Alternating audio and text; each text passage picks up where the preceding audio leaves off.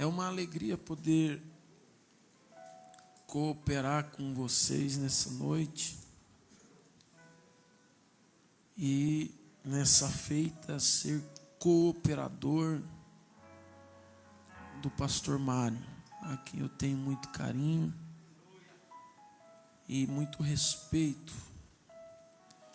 Louvo a Deus pela vida dele, sua esposa e toda essa linda igreja. Queria que você abrisse comigo a sua Bíblia no Evangelho escrito por Mateus,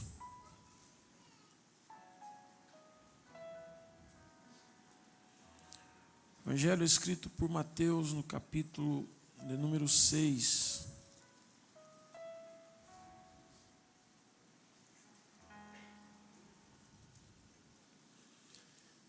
Capítulo 6. E o versículo de número 7.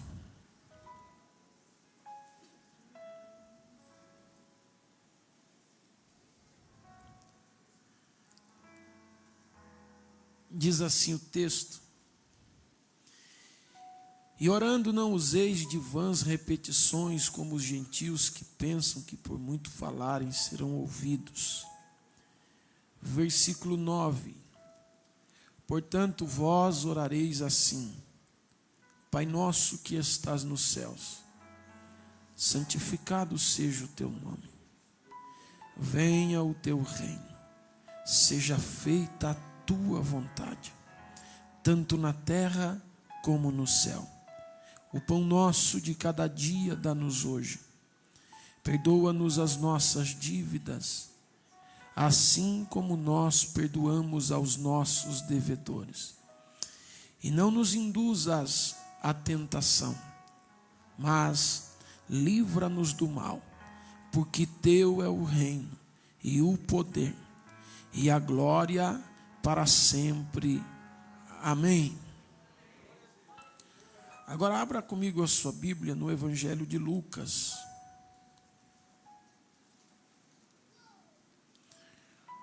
O Evangelho de Lucas, capítulo 11. O Evangelho de Lucas, capítulo 11. E nós vamos ler o versículo 1.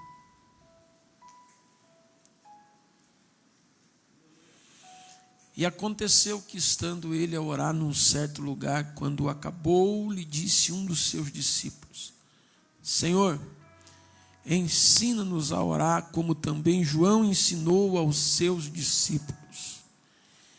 E ele lhes disse: Quando orardes, dizei: Pai nosso que estás nos céus, santificado seja o teu nome, venha o teu reino, seja feita a tua vontade, assim na terra como no céu. Dá-nos cada dia o nosso pão cotidiano, e perdoa-nos os nossos pecados, pois também nós perdoamos qualquer que nos deve, e não nos conduzas em tentação, mas livra-nos do mal. Amém. Eu não sei se alguma tradução aí diz assim: Pai, santificado seja o teu nome, venha o teu reino. Tem alguma tradução escrita assim? Aqui, quem mais? Essa versão que nós lemos aqui, ela é uma versão atualizada. E essa versão atualizada, ela passa por cima de alguns originais. E entre alguns originais, é justamente o que nós lemos agora. Ela aumenta algumas coisas que no texto original não tem. Um exemplo, ela disse aqui: Pai nosso que está no... Mas não tem. A oração no original de Lucas é: Pai, vírgula, santificado seja o teu nome, vírgula, venha o teu reino. E aí ela já vai direto no pão cotidiano. Por que eu estou dizendo isso? Porque não é a mesma oração. Quando você pega Mateus no capítulo de número 6 e Lucas no capítulo 11, não é a mesma oração. Não é a mesma oração porque não acontece no mesmo dia. A oração de Mateus 6 é quando Jesus está em apenas alguns dias iniciando o seu ministério. A oração de Lucas 11 é uma oração que já fazem 2 anos e meio que Jesus está com os discípulos e trabalhando, servindo o evangelho do reino. E quando você pega Mateus capítulo 6, Jesus não está orando, ele está ensinando. E Lucas no capítulo de número 11, Jesus não está ensinando, Jesus está orando. Lucas capítulo 11, Jesus dirige a palavra aos discípulos. Mateus capítulo 6, Jesus dirige a palavra à multidão no sermão da bem-aventurança. Lucas no capítulo 11, Jesus é requerido as suas palavras e há um pedido de um discípulo para que ele os ensinasse a orar. Já em Mateus 6, ninguém pediu, e faz parte de um compêndio de informações teológicas que Jesus estava abordando sobre cultura, política, também social, financeiro e religioso da nação de Israel naquela época. Lucas capítulo 11, Jesus está apenas em um lugar isolado com os seus discípulos. Mateus capítulo 6, Jesus está com uma multidão de aproximadamente 5.000 pessoas, fora mulheres e crianças. Em Lucas, no capítulo 11, Jesus já faz 2 anos e meio que está falando a respeito do evangelho do reino. Em Mateus capítulo 6, Jesus ainda vai apresentar o que é o evangelho do reino. Em Lucas capítulo 11, os discípulos já sabem o que é a representatividade do reino de Deus. Em Mateus capítulo 6, Jesus vai fazer a subdivisão entre reino dos céus e reino de Deus. Então não é a mesma história e não é o mesmo texto. E muitas vezes a gente pega, dependendo da Bíblia, quando você lê Lucas 11, aparece na epígrafe do texto embaixo assim, uma marcação entre parênteses, Mateus 6. E aí a mente da gente, ela nos trai dizendo o seguinte: então é a mesma história, mas não é a mesma história porque não aconteceu no mesmo dia. Não é a mesma história porque não foi dirigida às mesmas pessoas. Não é a mesma história porque em uma ele ora e na outra ele só ensina a orar. Mas nós vamos, se o tempo permitir, nós vamos falar sobre as 2 orações. Se não, nós vamos falar pelo menos sobre a oração de Mateus. A oração de Mateus no capítulo 6, que Jesus está ensinando, Jesus vai abordar esta oração, porque Jesus está querendo passar a informação à nação de Israel sobre a sua visão concernente à política, religião, à questão civil e moral da sociedade. E Jesus então começa a passar. Por quê? Porque quando você pega, Israel está clamando por um libertador. Israel está há 400 anos sem ouvir a voz de Deus, em desespero porque estão sob um jugo ferrenho de Roma. Não é um jugo como das outras vezes, porque pior do que nos escravizar é dar a nós uma falsa liberdade. Pior do que nos escravizar é nos dar uma falsa liberdade. O que acontece aqui no contexto de Mateus 6 é que Israel está vivendo uma falsa liberdade. Israel tem o direito de ir e vir, Israel tem o direito de estar na sua terra, Israel pode trabalhar, pode produzir na sua terra, Israel pode negociar, só que os tributos são muito caros para eles. O tributo tributo, a carga tributária exigida por Roma é muito pesada. Para você ter uma ideia, a carga tributária que Roma impôs nos tempos de Jesus ultrapassava 70%. O que ficava para uso do povo judeu era 30%. Não era uma escravidão, mas era pior do que ser escravo. Porque se você pegar o contexto de Levíticos do capítulo 13 em diante, você vai descobrir que um escravo vivia bem melhor do que Israel vivia no tempo do Império Romano. E quando você pega este contexto, você vai perceber que Israel está desesperado, precisando de um remidor, de um redentor, de um libertador, de um Messias, de alguém enviado por Deus para libertá-lo do jugo do Império Romano. Só que Israel está traumatizado com uma situação de que já passaram 5 gerações e nada mudou. Israel ficou mal acostumado, porque todas as vezes, durante toda a história do povo judeu, todas as vezes que Israel pecava, Deus se afastava. E quando Deus se afastava, Israel era submetido a um jugo, a uma servidão, pelos povos antigos, seja os saduceus, seja os filisteus, seja todos os zeus que havia na época, os quenezeus, os heteus, os heveus, e toda aquela turma ia lá e subjugava Israel. Aí Israel voltava-se para Deus, e quando Israel voltava-se para Deus, lá vai Deus acudir Israel, levantava um legislador ou um juiz, ou alguém que libertava Israel do jugo daquela escravidão ou daquela sujeição que Israel estava vivendo, e Israel voltava a ter um tempo de paz. E isso aconteceu. Israel toma um susto um pouquinho maior quando chega já no tempo dos reis. Quando Israel peca novamente, Deus fica triste, pede para que Jeremias vá anunciar ao povo que ele estava triste e que estava numa eminência de um grande cativeiro, mas eles não ouvem Jeremias, ainda espanca, ainda surra Jeremias. O resultado é 70 anos de cativeiro. Passa-se uma geração, porque dos filhos de Coré para frente a geração diminui de 120 para 70 ou 80, que passa de sem enfado e canseira.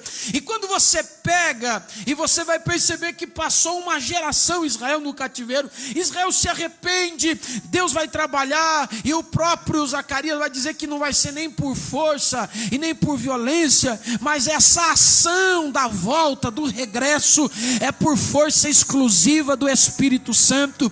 Israel volta a viver uma vida de paz, mas de repente Deus usa Malaquias para dar a última advertência a Israel, porque Israel volta a errar, Israel volta a pecar, mas o povo não se reconcilia com Deus, o povo não volta-se para Deus. Então Deus se silencia, o povo volta de novo para um jugo. Agora já é um jugo camuflado, como eu disse, uma falsa liberdade. Só que agora não é mais 20 anos como no tempo dos juízes, agora não é mais 70 anos como no tempo dos reis, agora ultrapassa 400 anos. Deus não fala, Deus não diz, e aí começa a levantar uma falsa profecia, uma falsa ação divina, porque quando Deus não fala, os homens falam em nome de Deus. Quando Deus não diz, muitos homens, para não perder, usam a expressão assim diz o Senhor.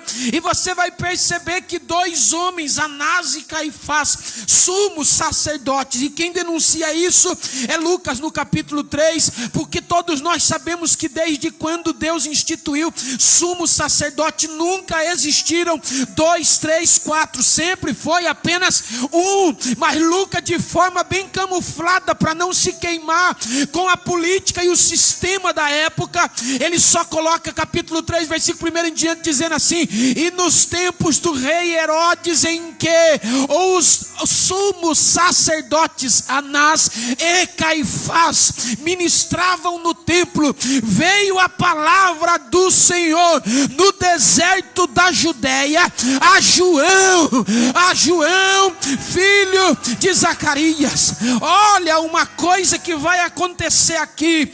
Deus está olhando para a nação está desesperada, porque passaram 400 anos e Deus não fala, 400 anos e Deus não levanta ninguém, 400 anos e Deus não usa ninguém. Aí quando Deus não usa, a pessoa quer se auto-usar-se, e você vai ver alguns desses personagens extras bíblicos, como nós poderíamos citar o general Timeu, um general galileu que olhou e disse: não, eu vou libertar o povo, eu vou tirar o povo dessa servidão, desse imposto fraudulento de Roma, eu vou tirá-los. E a história diz que ele até tentou, mas foi frustrado a sua tentativa. Enquanto ele estava no auge da rebelião contra o Império Romano, pegaram a sua esposa, atearam fogo na sua casa, mataram a sua esposa, crucificaram ele e fizeram seu filho assistir a cena da crucificação.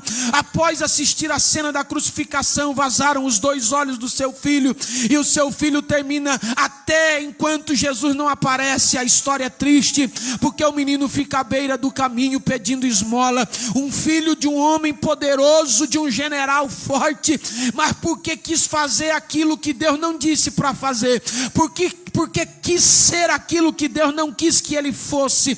Porque o que tem de gente querendo libertar, o que tem de gente querendo agir, uma coisa você precisa entender: às vezes as pessoas que estão à tua volta estão na situação que estão por obra divina, por provação de Deus, e muitas vezes nós queremos colocar a nossa mão, queremos ajudar, queremos dar alguma força, e quando nós pensamos que não, nós é que entramos na prova, é nós que entramos no problema, é nós que entramos na crise, a pessoa até sai e nós nunca mais conseguimos sair dela. Aprenda, quem Deus coloca na prova, só Deus pode tirar da prova.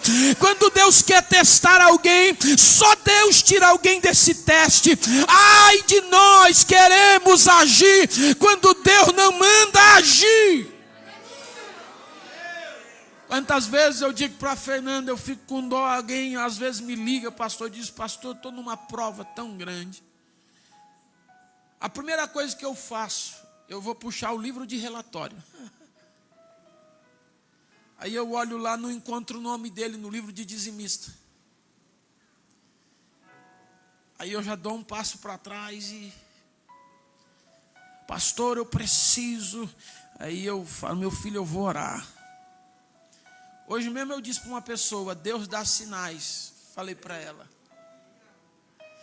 Porque ela queria que eu dissesse para ela assim: minha filha, Deus vai te dar a vitória. Mas eu sei que não vai ser assim. Porque eu conheço o contexto. E sei o que levou ela a viver aquela situação. Aí eu disse para ela: Deus te dá sinais. Às vezes Deus não fala. Mas no Salmo 106 diz assim: como o servo olha para a mão do seu senhor, e a serva para a mão da sua senhora, nós olhamos para ti. Sabe o que é isso? É porque a serva e o servo olhavam para a mão do seu senhor, porque às vezes o senhor não falava, mas o servo já conhecia todos os gestos do seu senhor. Então, à medida que o servo olhava para a mão do senhor e via os gestos, ele sabia o que tinha que fazer. Às vezes Deus não vai falar, mas Deus vai nos dar sinais. E nós que somos sensíveis e espiritual, nós vamos sempre entender os sinais de Deus. Lamento por Timeu que não entendeu o sinal de Deus. Deus estava tratando Israel, mas ele quis entrar em cena e o resultado foi trágico para ele e para sua família. E Israel saiu do jugo? Não, continuou do mesmo jeito, porque estava sendo tratado por Deus.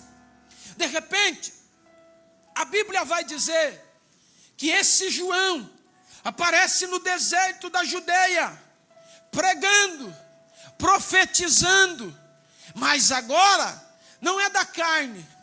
Agora ele não está dizendo assim diz o Senhor, sem sentir, sem ver. Agora ele fala algo que ele sente e vê. E ele diz: está chegando a hora. Vem vindo aí alguém que é antes de mim e que será depois de mim. Eu vos batizo com água para arrependimento, mas esse vem vindo aí, e ele vos batizará com Espírito Santo e com fogo.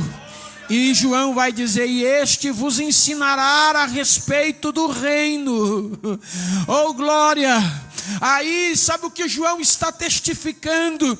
João está dizendo: o reino dos céus vai enviar um representante na terra, e este representante vai libertar Israel. Aí agora diz a Bíblia que este homem vai chegando nas margens do Jordão, e de repente João olha e vê ele chegando e diz: eis aí o Cordeiro de Deus que tira o pecado do mundo. Mas antes que este falasse alguma coisa para a multidão, ele sai como todo bom homem de Deus. Ele vai para o deserto, sai do deserto. Ele não vai já de volta para o mar da Galileia pregar para o povo, não. Diz que era um sábado, e ele foi para onde? Para a sinagoga. Lá ele pega o livro do profeta Isaías, porque antes de pregar lá fora, ele pregou lá dentro. Antes dele falar lá fora, ele falou lá dentro. Ele chega dentro da sinagoga e ele diz: o Espírito do Senhor é sobre mim. Ele veio sobre mim. Ele está olhando para aqueles homens e dizendo: a partir de agora vocês precisam saber que o reino dos céus enviou um representante aqui na terra. Eu estou munido de unção, eu estou munido de autoridade. Veio sobre mim o Espírito do Senhor, me ungiu para pregar o Evangelho, para anunciar as boas novas, para poder libertar os cativos, para poder trazer alegria ao coração dos aflitos. Ele sai e ele vai agora para o mar da Galileia. A multidão se reúne e ele diz: é chegado o reino dos céus. E o que é o reino dos céus? O reino dos céus é um reino invisível, funcional de Deus. O que é o reino dos céus? É um reino que é invisível, mas é funcional. Eu não vejo, mas ele funciona. Eu não vejo, mas ele trabalha. E você vai ver que alguns personagens da Bíblia viram esse reino invisível. Jacó viu, Ezequiel viu, Isaías viu, porque ele diz: no ano em que morreu o rei Uzias, eu vi. Você vai ver que Paulo viu. Você vai ver Estevão dizendo: olha, eu estava sendo apedrejado, de repente eu olhei para cima, eu vi os céus abertos, e ele viu. Você vai ver João, o evangelista, ele viu. O reino dos céus é um reino invisível, mas funcional. Eu não vejo, mas é ele que dá ordem aos anjos ao meu respeito, para me guardar, para me livrar. Eu não vejo, mas de lá ordena a bênção sobre os seus santos. Eu não vejo, mas ele trabalha, ele age, ele reage. O próprio Isaías diz: eu não conheço, nunca vi e nem ouvi falar de um Deus como o nosso, que trabalha por aquele que nele espera. Eu não vi, não consegui ver, mas ele está lá. Eu não sei como é, mas eu sei que está lá. É o reino dos céus. Agora você pega o evangelho de Mateus inteiro, e antes de Jesus ministrar o sermão da montanha, ele diz: é chegado o reino dos céus. Mas depois que ele ministra o sermão da montanha, as bem-aventuranças, e ensina princípios ideológicos, políticos, sociais, econômicos e religiosos à nação, aí agora ele muda a expressão e ele não diz mais reino dos céus, agora ele diz reino de Deus. Por quê? Porque reino dos céus é um reino invisível, funcional, e reino de Deus é a manifestação personificada do reino dos céus, que é um reino invisível. O que é o reino de Deus? É a manifestação personificada e visível do reino dos céus. O reino dos céus eu não vejo, ele age, reage e eu não vejo. Mas o reino de Deus, ela é manifestada de forma personificada. É alguém que é incumbido de autoridade do reino invisível, e agora ele é visível, e todos veem o que ele faz, e todos veem o que ele faz. Jesus olhou para aquela multidão e disse: o reino dos céus chegou, é chegado o reino dos céus. O que é isso? É o verbo que era Deus, estava com Deus e habitava com Deus. Era o verbo que se fez carne, desceu e habitou entre nós. É o verbo que desceu imunido, cheio de autoridade e poder, e por isso ele diz: veio sobre mim o Espírito do Senhor e me ungiu. Ele está dizendo: eu estou cheio de autoridade do céu. Para quê? Para manifestar o reino entre os homens. O que é o reino dos céus? É o reino invisível funcional. O que é o reino de Deus? É a manifestação personificada do reino dos céus. Quem entendeu até aqui? Amém. Aí Jesus, ele vem e ele disse: eu sou o representante agora do céu. E ele diz: eu preciso falar para vocês o que eu vim fazer aqui. Eu vim libertar os cativos, tirar da prisão os prisioneiros. Israel ficou ansioso 400 anos esperando que alguém viesse, e agora chegou. João disse: eu estou preparando o caminho, e ele vem vindo aí. Ele chegou para libertar os cativos. Israel já pensou: a partir de agora então o jugo de Roma não vai mais nos prender. Pedro leva um susto quando Jesus diz assim: vai lá, meu filho, você está achando que você vai ficar andando comigo devendo para os outros? Ele diz: não, mas agora nós estamos livres, o Senhor veio e agora o Senhor é o representante, Deus mandou o Senhor para nos libertar. Diz: não, vai lá pescar, tem um peixe, vai pegar uma moeda e faz o seguinte: dê a César o que é de César e a Deus o que é de Deus. Aí ele leva um susto dizendo: mas o Senhor não veio para nos libertar. Diz: não é essa libertação, não é essa liberdade, porque o que tem de preso livre e o que tem de livre preso, você não faz ideia, porque a maior prisão não são grades humanas, a maior prisão não são grades que são colocadas em nós e que nos limita os passos, mas a maior prisão que um ser humano possa viver é a prisão da alma, é a prisão do sentimento, é aquilo que Paulo um dia em desespero disse: o bem que eu quero fazer eu não faço, mas o mal que eu rejeito é uma prisão que me segue e está sempre diante de mim. Mas Jesus desceu na terra e disse: eu vou te libertar dessas prisões, eu vou te libertar dessas prisões, eu vou te libertar. Quando Jesus começa a falar, capítulo 6, nós vamos pular os 5, mas Jesus começa a dizer: lá no céu, no reino, lá no meu reino, bem-aventurado são. Aí ele vai dizer como é que funciona no reino dele. Ele diz: lá os mansos e humildes de coração, eles veem Deus. Lá os que têm sede e fome de justiça são saciados. Lá os pacificadores herdam o reino dos céus. E ele vai falando como funciona lá. E depois que ele fala como funciona lá, ele vai fazer a sua proposta de governo. Aí ele fala sobre casamento, aí ele fala sobre religião, porque ele usa expressões muito fortes como os antigos dizem. Aí ele vai falar, só que ele diz: eu porém vos digo. Quando ele diz eu porém vos digo, ele está dizendo: essa é a minha posição ideológica, esse é o propósito do meu governo. Só que antes, no tempo dos juízes, dos reis e dos profetas, Deus levantava e não perguntava para ninguém: você quer? Deus só levantava e: mas é um Jefité, filho de uma prostituta. Se quiser ser libertado, é por ele. Quer? Está bom, manda vir.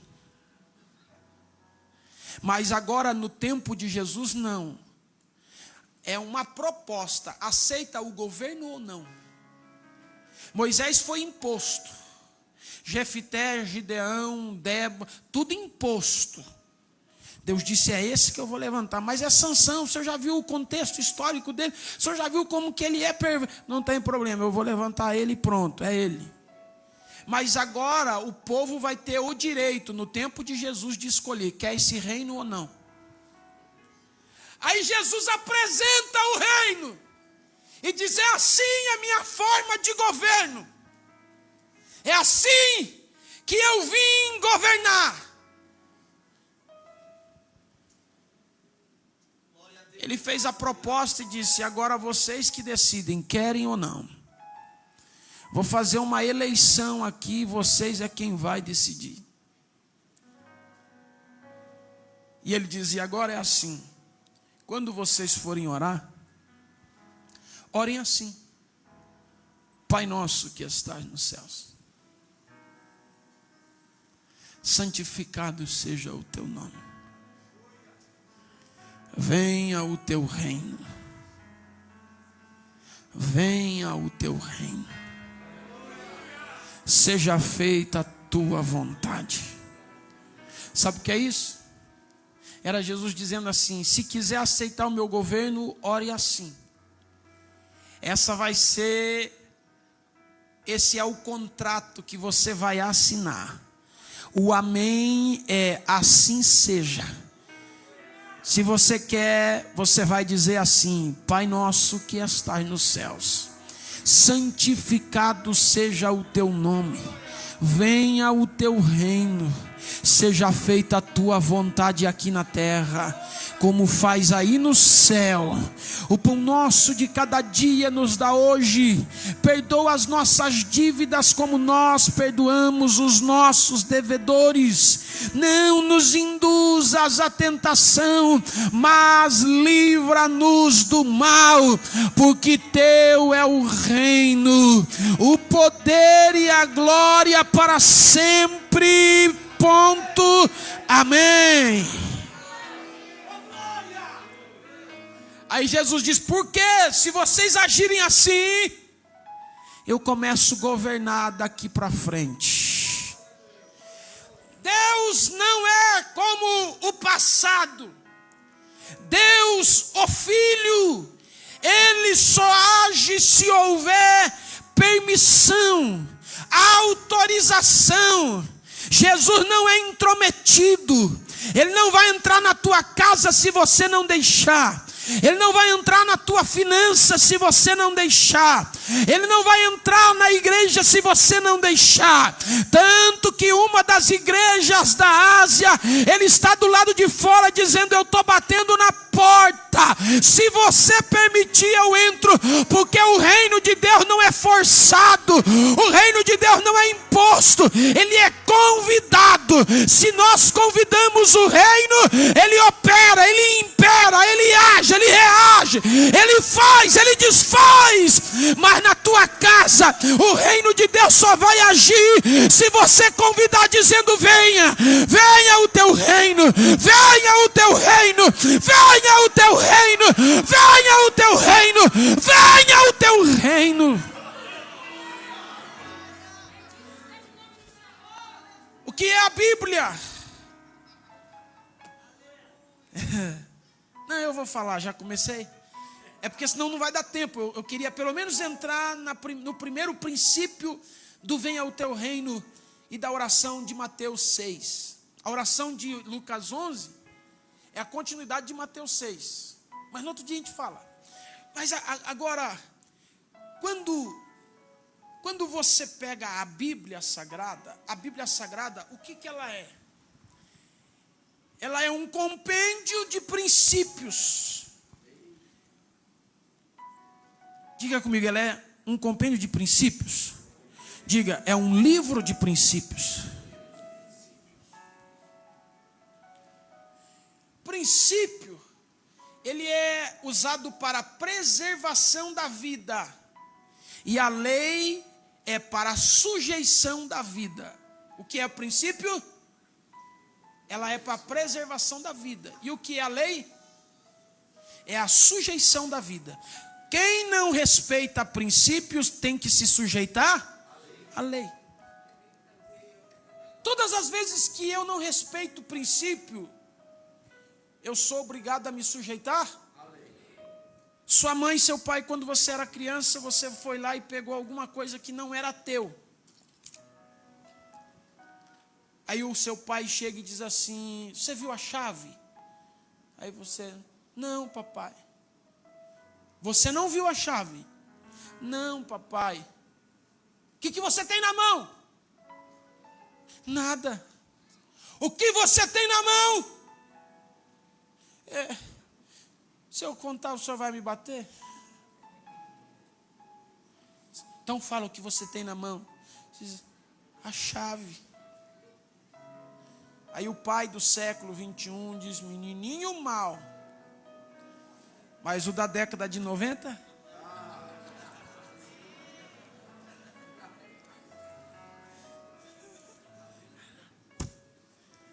Nunca mais pega aquilo que não é teu. E nunca mais minta para ninguém. É errado. Tá bom? Tá bom, papai. Então vai. O seu pai acabou de te ensinar aí você cresce. Aí um dia você vê lá uma carteira recheada de nota de 200. Você vai lá e pega ela. Alguém viu, a câmera viu. De repente chega um oficial de justiça com um carro da polícia na tua casa. E disse: você não viu a carteira? E você: não. Mas nós temos uma câmera que te filmou e viu você fazendo isso. Aí vai preso e vai diante do juiz. Aí o juiz pergunta: você fez isso? Temos a prova. Aí você: sim, mas eu estou arrependido. Aí o juiz: ah não, então tá bom. Gente, libera o coitado, está arrependido. É assim? Por quê? Porque infringiu? Então todas as vezes que eu não respeito o princípio, um dia eu me sujeitarei? Porque quem não respeita o princípio se sujeita? E o que é a Bíblia?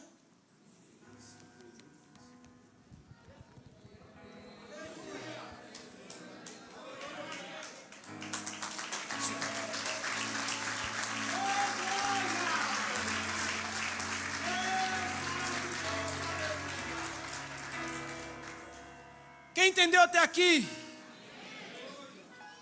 Aí Jesus agora, ele pega e ele vai ensinar um conjunto de princípios. A palavra de Deus, ela é um compêndio de princípios. E esses princípios, eles preservam a minha vida. Se atentamente ouvires o Senhor teu Deus, e as suas palavras obedeceres. Lá em Mateus 5, ele disse: bem-aventurado. Mas em Deuteronômio 28, ele diz: bendito. Por quê? Porque Israel quebrou princípios, então foi obrigado a estabelecer para eles leis. Mas Jesus vem e diz: um novo mandamento eu vos dou. O que é agora? Agora não vai ser mais, porque a graça não trabalha com a lei, a graça trabalha com princípios. Porque a lei veio e fez o pecado abundar, mas aonde abundou o pecado? Aí Jesus chega dizendo: os antigos diziam assim, eu porém vos digo. E sabe o que acontece com a igreja? Nós estamos tendo a oportunidade de aprender novamente princípios. Oh, aleluia. E por isso Paulo diz: nós somos como meninos que estamos ainda tendo a refeição do leite materno. eterno. Olha, você está começando de novo nessa trajetória. Você veio de um mundo que você se sujeitava à lei. Antes você não fazia algo ou até fez e sofreu as consequências duras da lei. Agora hoje não. Hoje você está na casa de Deus e agora quando você mente, não é o juiz que vai dizer para você que não pode. É o próprio Pai que está no céu e desceu na terra que diz para você: olha o que você fez. Aí você vai dormir, não consegue dormir. Você vai comer, não consegue comer. Você vai fazer alguma coisa, não consegue fazer. Enquanto você não faz igual Davi, no Salmo de número 32 e no 42, ele diz: enquanto eu escondi o meu pecado, não tinha paciência, doía meus ossos, eu não dormia, doía em febre, era terrível, mas a ti confessei, e como é bom confessar.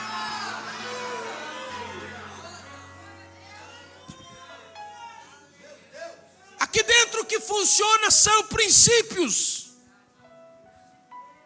Aqui dentro o que funciona são o quê? Princípios. 7 minutos. Eu vou falar um, porque senão eu fico só na introdução. Vou falar um só. 7 minutos eu falo e a gente ora. Amém? São 5 princípios. Quantos princípios? A oração do Pai Nosso, ela tem 5 princípios que Jesus quer nos ensinar ali, como forma de vida.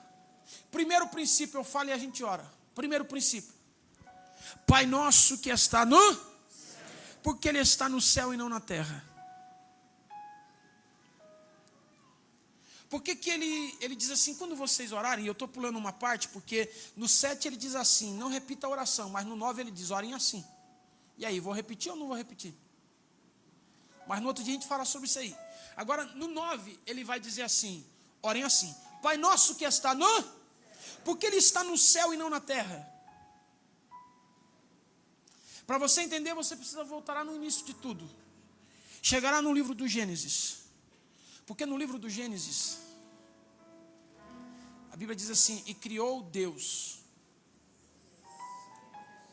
E o verbo criar ali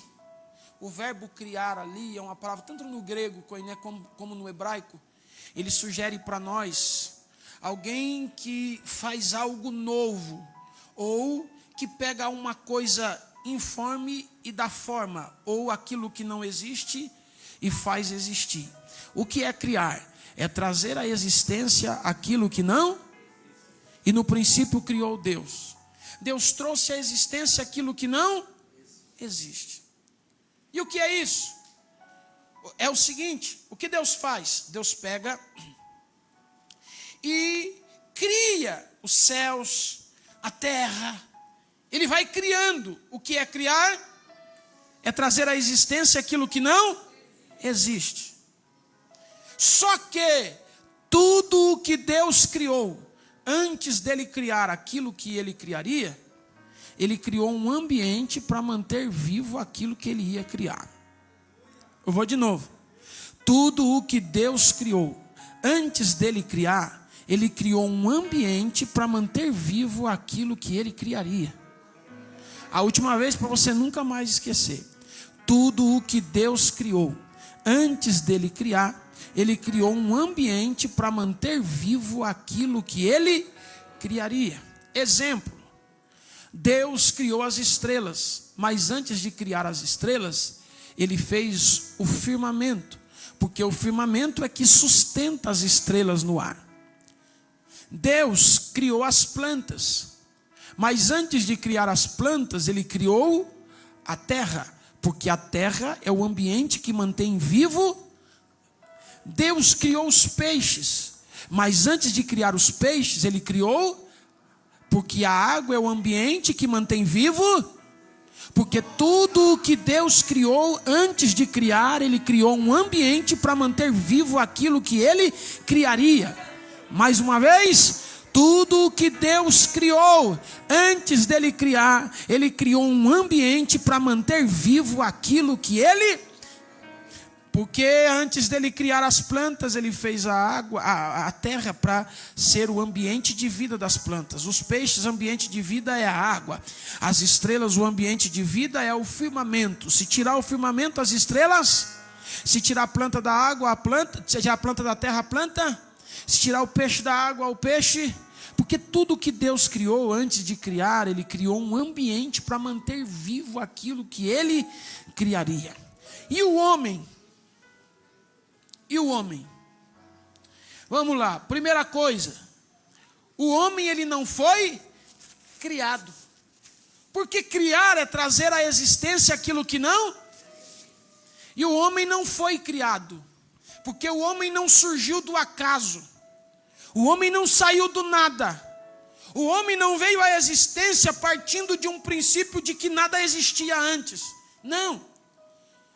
Porque Deus disse: façamos o homem do nada, a nossa imagem e semelhança.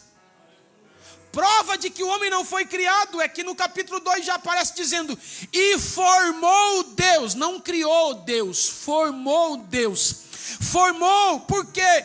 Porque é você pegar uma forma que já existe, pegar uma massa e colocar nessa forma e formar essa massa de acordo com a forma que já existe. Então, o homem não foi criado, porque criar é trazer à existência aquilo que não existe. O homem foi formado porque a forma que foi usada foi o próprio Deus, a imagem e a semelhança de Deus.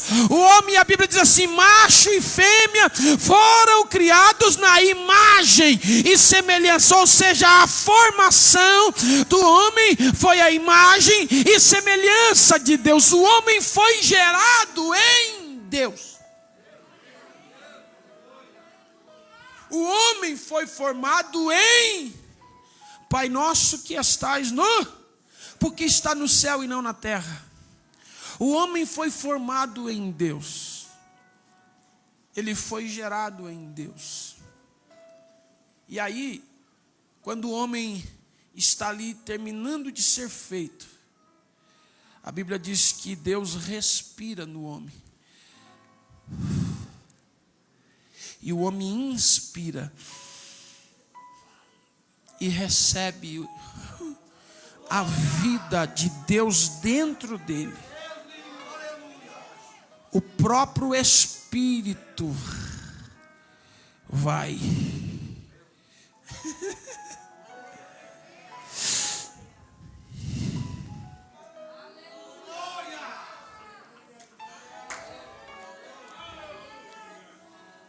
Alguém diz para mim: como que você sabe que Deus tem pés e anda se Deus é Espírito?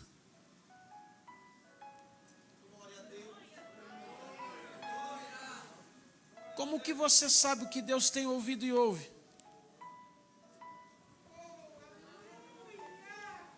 Nós somos a imagem do Deus vivo. Nós. O homem é criado partindo do próprio Deus, ele é gerado em Deus. E aí Deus olha para ele e diz: olha, agora é o seguinte, não peques, porque o dia em que pecar, certamente, mas Deus não é um pai mau que está ameaçando um filho. Deus não está dizendo para o homem assim: se pecar vai apanhar até morrer, porque eu não. É porque a Bíblia diz assim: o que faz divisão entre mim e vós são os vossos, o que me separa de vocês são os vossos. Eu não compactuo com o pecado, eu sou santo, meu caráter é santo. Eu não posso compactuar com o pecado. E se você pecar, eu vou ter que me afastar de você. Só que se eu me afastar de você, você foi gerado em mim. O peixe sem água, a planta sem terra, as estrelas sem o firmamento, e você sem eu. Então não peques. Porque se pecar, certamente, porque eu vou ter que me afastar. Eu me afastando, você não vive. Você não entendeu porque você está vegetando às vezes? Você não entendeu porque o teu casamento está morto? Teu ministério está morto? Tua empresa está morta? Tua vida está morta? Você tem dinheiro, você pode viajar, mas está triste, com angústia na alma. Sabe por quê? Porque o peixe sem água, a terra, a planta sem a terra e as estrelas sem o céu, é você sem Deus. Você não nasceu para viver longe de Deus. Você não nasceu. Davi fez uma matemática lógica. Ele multiplicou e disse: eu ficar 1000 anos fora da presença de Deus não vale por um dia na presença de Deus. Então eu prefiro um dia bem vivido na presença de Deus do que viver 1000 anos longe de Deus. Você nasceu para viver e funcionar na presença de Deus. Não saia. Pai nosso que está no... Porque Ele está no céu e não na terra. Porque o homem pecou. E o dia em que o homem pecou, Deus... E porque Deus se afastou, o homem que não tinha prazo de validade, agora foi sentenciado a viver 120 anos. E conforme foi pecando cada dia mais, a longevidade foi descendo, chegando ao ponto de viver só 70, 80. E o homem foi perdendo. Deus criou duas coisas. Primeiro, o ambiente da vida nele. O homem foi gerado em... Segundo, Deus criou o ambiente para ter comunhão com o homem. Qual? O jardim no Éden. Por isso que eu não gosto de crente que fica assim: eu sou templo do Espírito Santo. Aonde eu for, Deus está comigo. Eu não preciso de 4 paredes para... Onde está vendo isso? Onde está isso na Bíblia? Se não fosse importante esse lugar aqui, Deus não tinha criado o jardim. O homem não foi gerado em Deus? O próprio Espírito de Deus não estava dentro do homem na respiração, sim ou não? Então aonde o homem pisava, quem estava dentro dele? E por que Deus criou um jardim de espelho? Todo dia de tarde você vai lá que eu vou bater um papo com você. Deus não podia falar com o homem onde estivesse? O Espírito de Deus não estava dentro do homem? Mas por que Deus criou um jardim só para todo dia, na viração, na parte da tarde e da noite, chegar, sentar e dizer assim: vamos bater um papo, vamos conversar. Eu vou mostrar para você um pouco de quem sou eu, e eu vou mostrar para você um pouco de quem é você. Porque quando eu conheço Deus, eu passo a me conhecer. Ninguém se conhece sem antes conhecer a Deus. É por isso que tem gente que está se perdendo por aí fora, porque não se conhece. Ele acha que se conhece, mas você só se conhece quando você conhece Deus. Porque quando eu conheço Deus, eu começo a olhar para mim com o olho de Deus. E quando eu olho com o olho de Deus, tudo na minha vida transforma, tudo na minha vida muda, tudo na minha vida volta a ser dentro do centro da vontade de Deus. Alguém vai dizer: não, mas não preciso. Você vai para casa com o Espírito de Deus. Você trabalha cheio do Espírito de Deus. Você está no carro cheio do Espírito de Deus. Você está dormindo cheio do Espírito de Deus. Você está lá na sua casa cheio do Espírito Santo de Deus. Mas só aqui ele se manifesta, porque ele marcou um lugar. Ele fez um lugar e ele disse: lá é o lugar aonde eu me manifesto. Se reunir 2 ou 3 em meu nome, eu vou me manifestar. E igreja não é lugar para fazer social. Porque Jesus foi para a igreja todo o tempo de ministério e só apanhava. Primeira vez quiseram jogar ele do monte para baixo. Outra vez ficava acontecendo, mas ele nunca deixou, nunca perdeu um culto de sábado. Morreu, ressuscitou, foi assunto ao céu. Mas ele olhou para os discípulos e disse: faz o seguinte, fica em Jerusalém. Vocês vão receber poder. Vocês vão ser minha testemunha. Ou agora estou livre da igreja? Tá não, capítulo 3 de Atos dos Apóstolos. E todos os dias na hora 9 subiam juntos ao templo, Pedro e João, na hora da oração.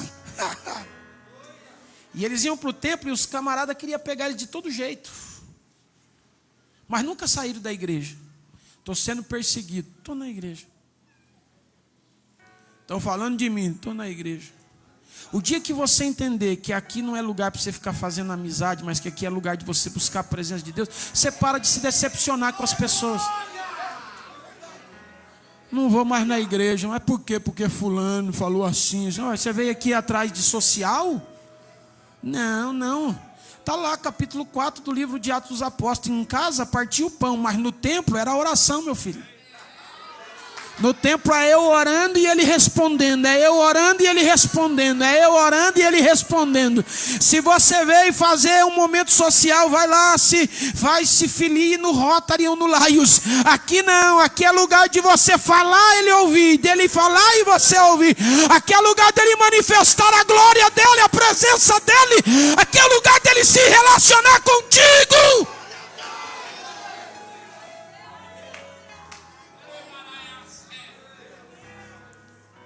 Amém? Pai nosso que está no céu. Por que está no céu e não na terra? Porque nós pecamos. Poderíamos falar sobre o ambiente da comunhão, mas nós vamos falar só sobre o ambiente da vida. Aí ele disse assim: se pecar certamente, porque assim como o peixe sem a água, a planta sem a terra, as estrelas sem o firmamento, é você sem eu, você vai morrer. Mas o homem não acabou pecando. E aí sabe o que acontece? Deus se afasta. E esse período que Deus se afastou, Deus até tentou. Capítulo 3, 4, 5, 6 de Gênesis, Deus tenta. Mas no 6 ele diz: não vai dar para ficar meu espírito contendendo. Essa expressão contendendo quer dizer lutando para ficar com um homem. Não dá, só quer viver no pecado. Não tem jeito.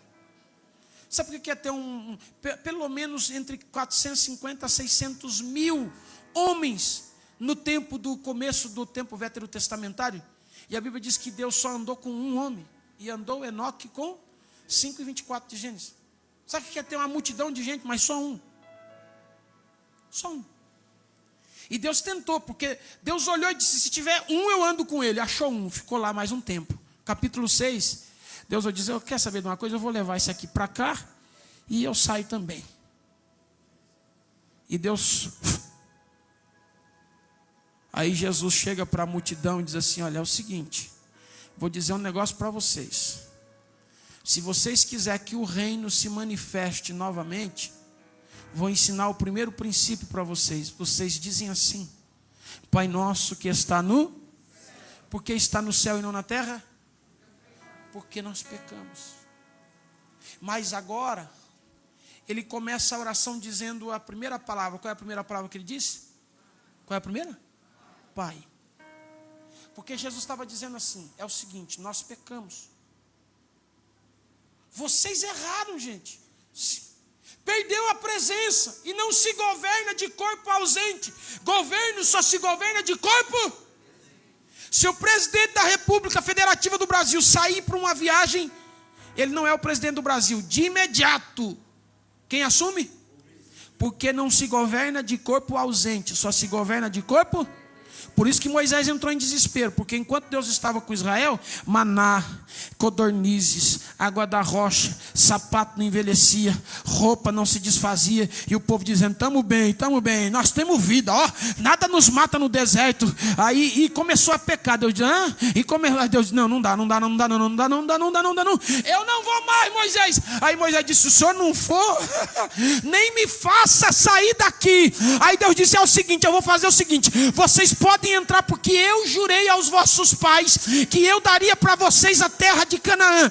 Então vocês vão para a terra de Canaã, vocês vão viver lá, mas a minha presença não irá. Vai um anjo, mas eu não irei. Moisés disse para Deus o seguinte: vamos combinar o seguinte, eu morro no deserto, mas eu fico com a tua presença. Eu prefiro ficar no deserto contigo do que entrar na terra prometida sem o Senhor. Eu fico a vida inteira aqui. Aí Deus pegou Moisés pela mão e disse: então vem comigo, só que você não vai entrar, eu te levo no monte, você vê tudo e eu fico com você até os últimos dos teus dias. Ele disse: está fechado, eu prefiro morrer no deserto, mas ter tua presença.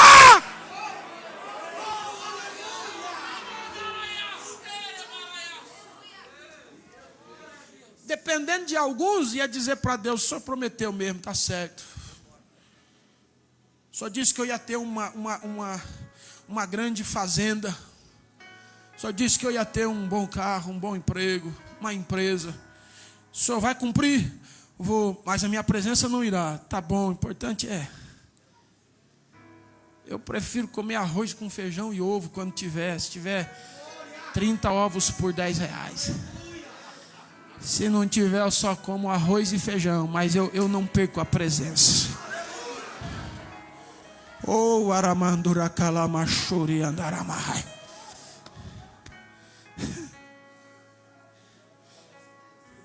Nós pecamos, a presença saiu. Aí Jesus disse, mas agora vocês vão ter que dizer o seguinte: o quê? Como que começa a oração? Pai. Sabe o que Jesus está dizendo? Lembra ele que mesmo nós tendo pecado e ele ter ido embora para cima,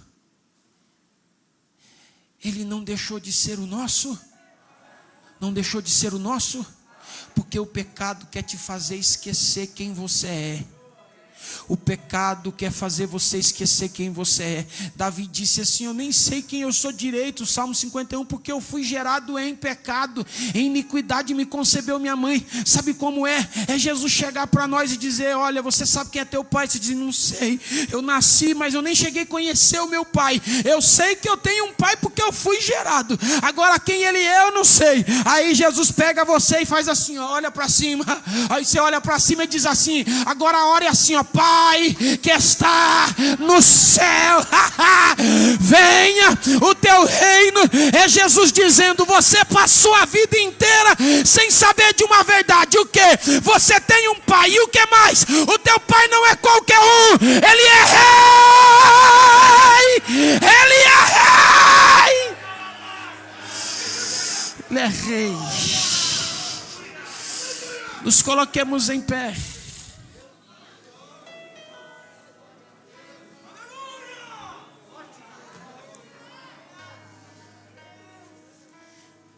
Pai nosso que está no... Aí ele diz: olha, diga para ele Pai. Os anjos não podem dizer Pai, por isso dizem santo o tempo todo. Os querubins não podem dizer Pai, por isso que João viu eles dizendo santo.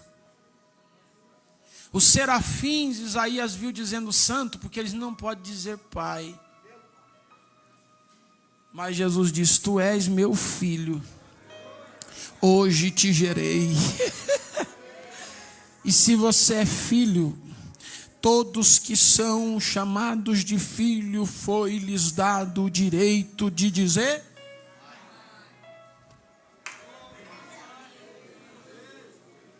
O diabo quer que você pensa que você perdeu a paternidade.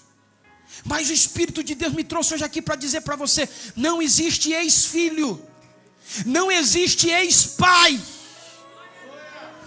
O seu pai pode até dizer: não me chame mais de pai se você errar. Pode até dizer, mas se puxar no DNA, é pai. Se já um parente meu distante disse para o pai dele: esquece que o senhor tem um filho. Tá bom.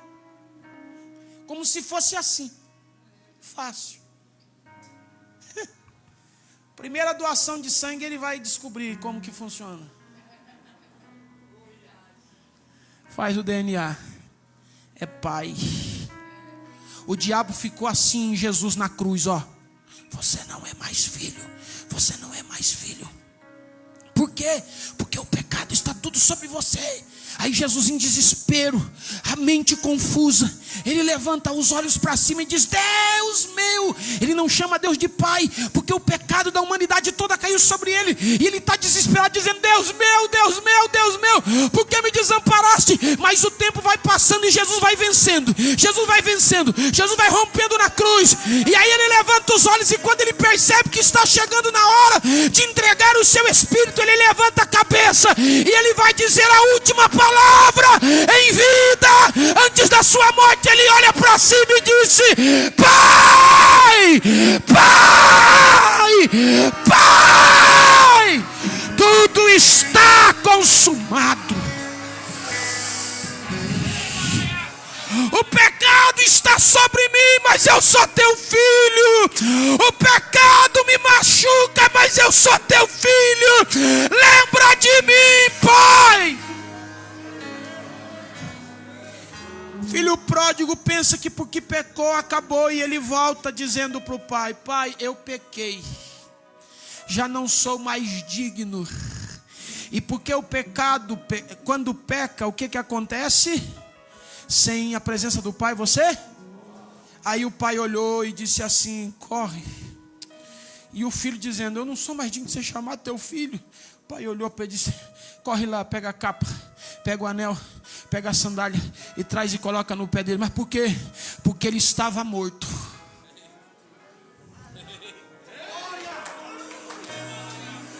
Mas agora que ele chegou aqui de volta, ele morreu no dia que ele saiu de casa, mas ele voltou. Ele estava morto, mas agora está. Ele está. Oh, aleluia. Eu e você fomos feitos para viver na presença de Deus. Aí Jesus disse: então agora diga: venha o teu reino.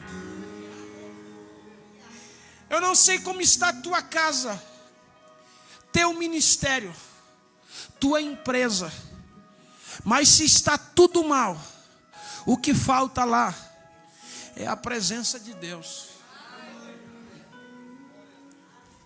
Mas hoje você vai orar dizendo: pai, eu sei que o Senhor está no céu e não está na terra, porque eu pequei, mas eu estou arrependido. Agora eu não faço mais a minha vontade, mas eu quero que o Senhor faça a tua vontade aqui, na minha casa, no meu trabalho, no meu ministério, no meu casamento, como se o Senhor estivesse no céu. Porque eu quero que o Senhor transforme a minha casa, o meu casamento, o meu trabalho no céu. Assim como é aí no céu, faça aqui na terra. Venha o teu reino. Eu vou orar, mas alguém aqui hoje foi impactado por essa palavra. Foi como se Deus sentasse e falasse só com você. Eu quero orar por você. Corra aqui à frente, eu vou orar por você. Hoje é a noite de você reconectar o céu na tua casa, reconectar o céu na tua empresa, reconectar o céu no seu ministério. É a hora de você trazer o céu para a terra novamente. Aonde está você? Eu vou orar por você. 10, 9, 8. Pastor, eu vou ficar aqui mesmo que eu vou. Ou você age para que Deus venha fazer algo, ou você vai voltar do mesmo jeito. Vai continuar morto o casamento, morto o ministério, morta a empresa, morto, porque você precisa mostrar para os céus que você não está conformado com o que está acontecendo, e hoje você quer reestabelecer o reino de Deus na tua vida. 7, estou te esperando aqui. 6, 5, 4, 3, 2.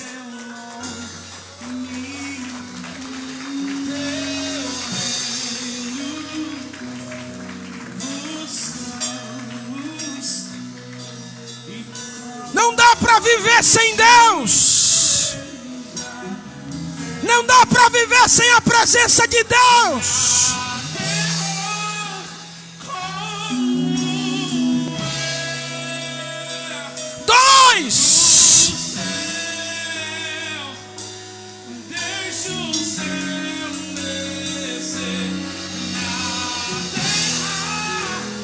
Como eu estou te esperando aqui.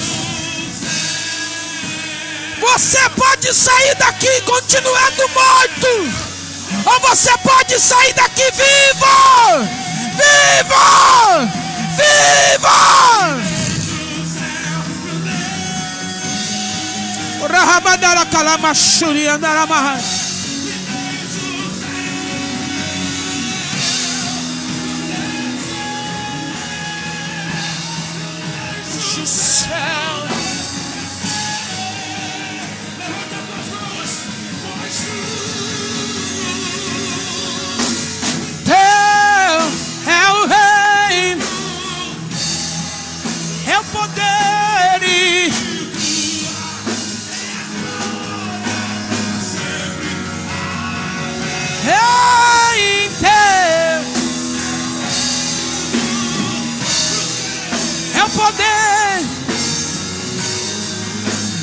glória. Levante as duas mãos o mais alto que você puder, como se você estivesse tocando no céu, porque o céu está baixinho aqui nessa noite. As mãos levantadas. Pai, Pai nosso, se de fato é a tua palavra que foi ministrada aqui nessa noite, que nos próximos 5 segundos a tua glória desça nesta casa e encha-nos, enche a tua igreja em 5, 4, 3, 2, 1. Receba a presença do Rei. Aí, agora, seja cheio, seja cheia. O Rei desceu, o Rei desceu, o Rei desceu. O Rei chegou. O reino de Deus é manifestado entre nós. Abra a tua boca.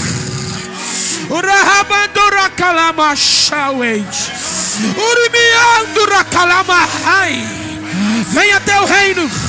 Venha teu reino. Venha teu